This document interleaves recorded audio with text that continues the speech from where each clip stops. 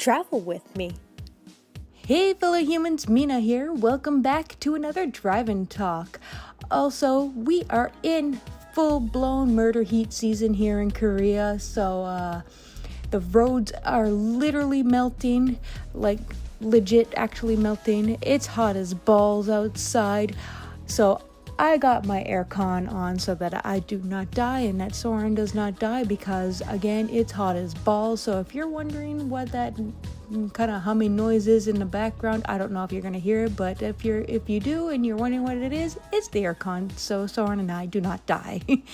But yeah. Last week we talked about the marriage game, and apparently there were some spin-offs, and I just so happened to already own both the marriage game and the book we're going to talk about, and I think there's a third book of it. I'm not going to read it, at least not right now. I don't think you have to have read the marriage game to read this week's book, but it does enhance your experience. It's a spin-off. It's characters from the first book, who's the main character in this one, but like she was a supporting character in the other one. But anyway, the book we are talking about this week is The Dating Plan by Sara Desai. Before I get into the book, let's give a little quick synopsis read from Goodreads.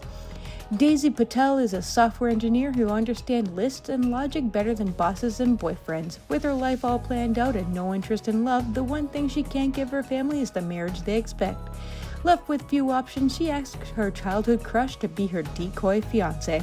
Liam Murphy is a venture capitalist with something to prove.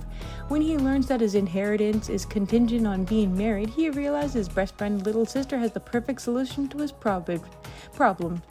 A marriage of convenience will get Daisy's matchmaking relatives off her back and fulfill the terms of his late grandfather's will. If only he hadn't broken her tender teenage heart at 9 years ago. Sparks fly when Daisy and Liam go on a series of dates to legitimize their fake relationship. It's too late. They realize that the very little is convenient about their arrangement. History and chemistry aren't about to follow the rules of this engagement.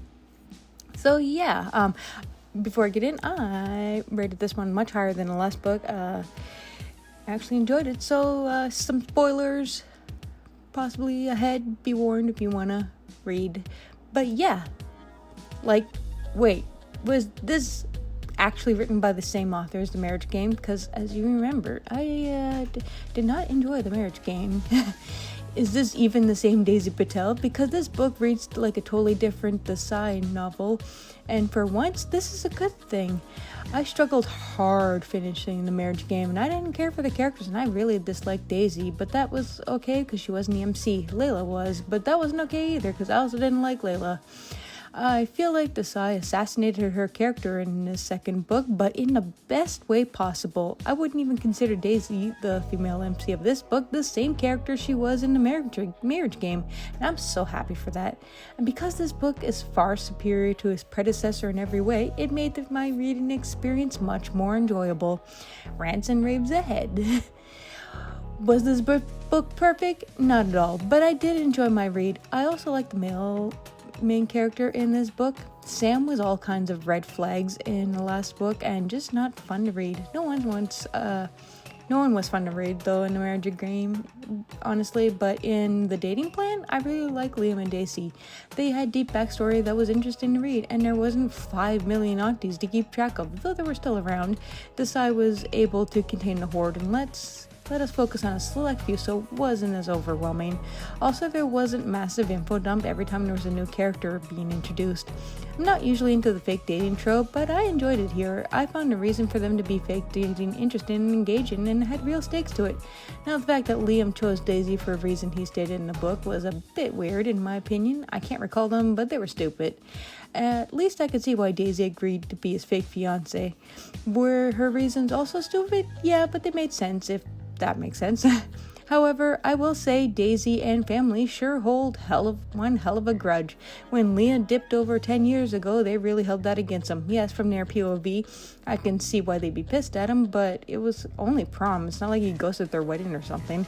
And Liam had a very, very valid reason for not showing up for prom, even if they did find out why only 10 years later. Sure, Liam could have shown up to the Patels during the 10 years he was gone to explain leaving out Sanjay's role, and he'd have been forgiven and couldn't got it with Daisy sooner, but I guess we wouldn't have a book. Gotta admit though, 10 years is a long time for the miscommunication trope to take place. Also, minor nitpick, but Rainey, Liam's friend, wanted to hide her new tattoo around page 129 until it is healed, and that's a bad idea. She should know this. As someone who's heavily tattooed myself, I can tell you that you only keep the bandage on for a few hours after you get a new tattoo, then you want to keep that thing in the open air and let it breathe and heal, and of course you have to keep it clean, apply cream often. You may keep other type of bandages on, usually something like Sanoderm that does all the healing for you while you keep it on for 2 weeks of healing, but the wrapping is usually see-through. Again, a nitpick, but I don't know how she was going to keep on the bandage for like the healing time. But anyway, that said, the spicy scenes in this book were honestly kind of bland and forgettable. I did enjoy the romance of the book though. I did find it odd that Liam was in love with Daisy and I guess hurt him since before high school and never got over each other into their adulthood despite never dating each other before. I'm sure this happens, but like rarely. At least I felt the chemistry between the leads, unlike The Marriage Game. I hear there's a third spin-off book, like I mentioned earlier, and while I enjoyed this book, the first book leaves me wary on whether I should read more books by Desai. I only read both this, The Dating Plan and The Marriage Game because I got them for my birthday and spent real money on them, and had physical copies, so I felt like obligated to read them. I may read more Desai books someday, but let's leave it on a high note for now. If you're a Desi and a romantic, I think you'd feel seen and represented and would probably love Desai's books and enjoy both of them, or all three, more than I did. But I give this one a 4, because it wasn't quite the 5-star read, but I did really enjoy it much more than the other one, and also the cover was gorgeous. But yeah, how about you guys, my fellow humans? Have you read The Marriage Game, The Dating Plan? Do you plan on it? Did you love it, hate it? Why not? Let me know in the comments down below. And if you are of the Indian culture descent and do you feel seen in these books? Because it's not my culture, so but it's nice reading about what it's like to be like a Desi. I'm sorry, I know I'm not saying it right, but if you are one, you know what I'm saying. Yeah, let me know in the comments down below. Anywho, that's all I gotta say for now. If you want to keep hearing more about stuff, be sure to follow me in all your favorite socials, links below, including my second travel channel, Drive with Mina. Stay safe and take care. Bye!